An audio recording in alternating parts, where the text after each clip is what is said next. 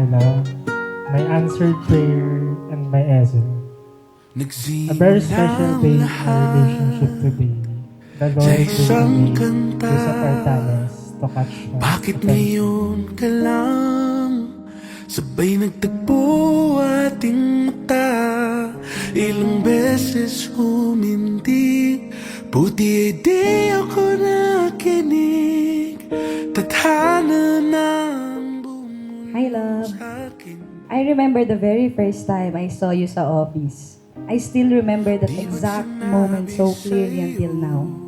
And I realized maybe it was God saying to me back then, you need to remember this, anak, kasi ito yung taong sagot sa matagal mo ng panalangin. Today, Joshua and Juliet, you are not just making promises to each other, but you are now stepping up into a calling that mirrors the relationship between you and God Himself. The journey they begin is not about perfection. Hindi ito perfection, Joshua, but it is all about grace. It is about choosing each other daily, not because you are either flawless, but because love covers, love forgives, and love perseveres.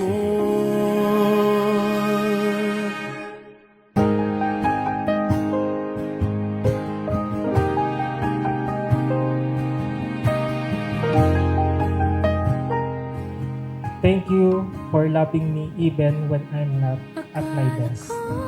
Thank you for loving me every single day kahit hindi ako perfect.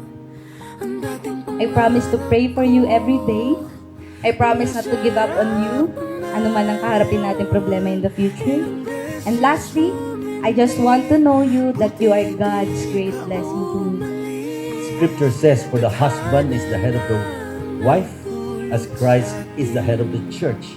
Juliet, God has called you to be Joshua's helper, a role of strength, wisdom, and grace. You are his halal, his encourager, and his closest friend. Lalaban ko,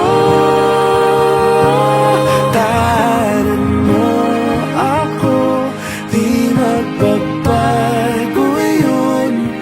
At pag ika'y nawawala, tingin ka lang sa aking mata.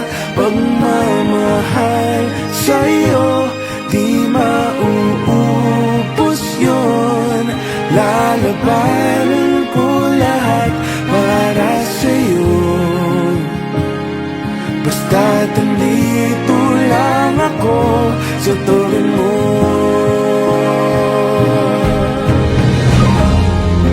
Aaminin sa'yo,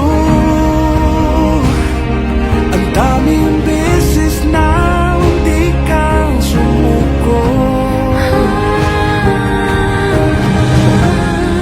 Ngunit nakayanan ko,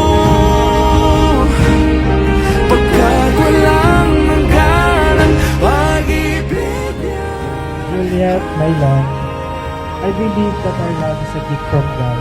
And today, in front of you and everyone we love, I choose you. Ikaw ang panalangin na sinagot ni Lord sa tamang panahon, and I can't wait to spend the rest of my life honoring Him with you.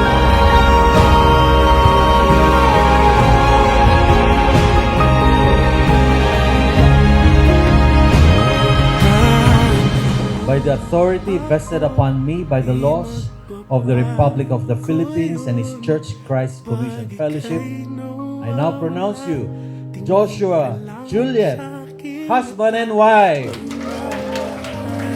Sa'yo, di mauubos yun. Sabay nating tataanan ang lahat. Hanggat sa dulo ng ating pagmamahal, hanggat sa kunin tayo ng may kapal.